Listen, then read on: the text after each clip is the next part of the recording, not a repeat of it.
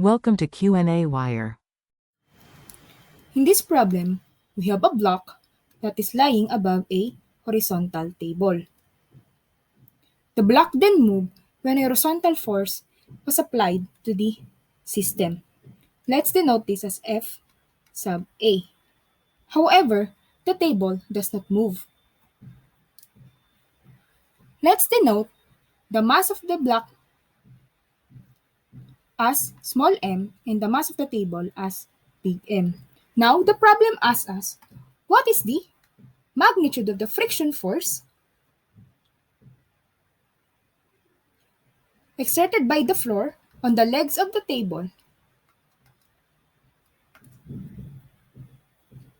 To solve this problem, we have to apply Newton's law of motion.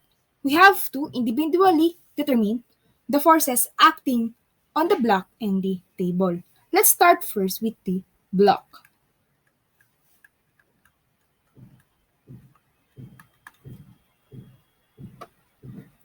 Assuming this is the block, the forces acting on its body are first its weight, pointed vertically downwards, the normal force, which is perpendicular to the surface, the applied force, and the friction force, opposite the applied force.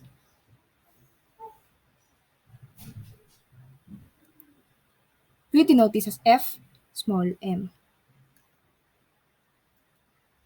Now let's apply the first law of motion.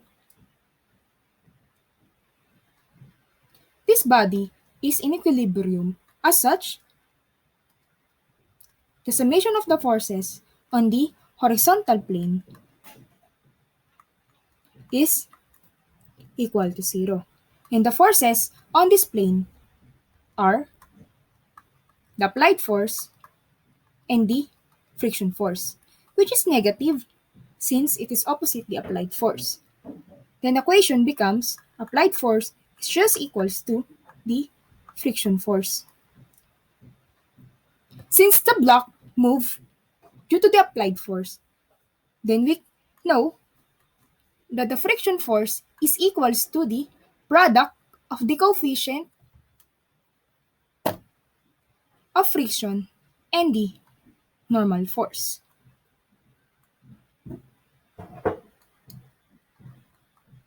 And as we can see from the diagram, the normal force is of the same magnitude with the weight of the block. So the equation becomes mu multiplied by the mass of the block and the acceleration due to gravity. Let's denote this equation as number 1. Now let's move forward to the table.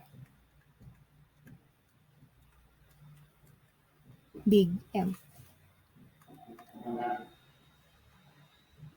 Assuming this is the table, the forces acting on it horizontally are the applied force and the friction, that what we are looking for. Again, as what we did earlier, the summation of forces on this plane is equals to 0. And the forces on this plane are the applied force and the friction. Note that since the table does not move,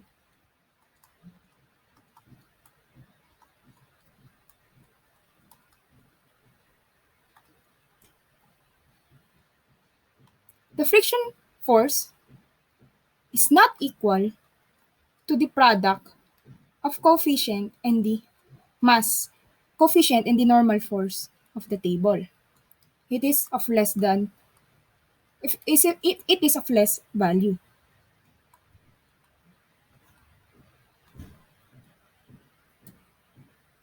Going back to the equation, Simplifying, then we have applied force is equals to the friction force of the floor exerted on the legs of the table. Let's note this as equation 2. Now, equating both equation 1 and 2,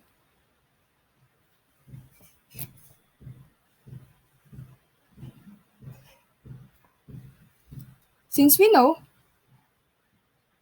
from equation 1 that the friction of the block is equal to applied force, then F sub A is equals to mu mg. Equating this equation to equation number 2, then we have F sub big M is also equals to U mg.